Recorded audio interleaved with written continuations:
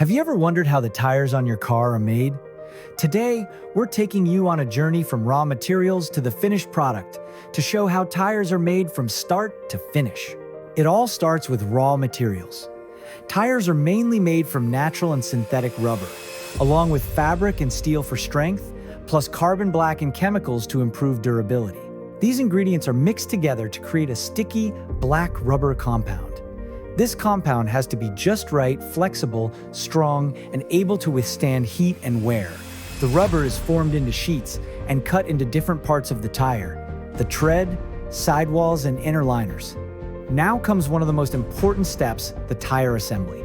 This is where all the different materials come together to form the tire's unique structure. First, a layer called the inner liner is wrapped around a drum. This special rubber layer helps keep the air inside the tire so it doesn't leak. Next, layers of fabric and steel belts are added.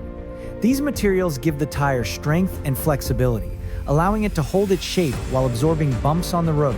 Then, the sidewalls are attached. These protect the tire from damage caused by road hazards like curbs or potholes.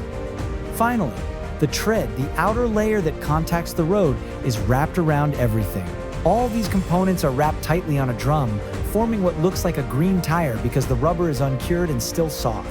Once the tire is fully assembled, it's ready for the curing process, where heat and pressure transform it into the tough, durable tire you know.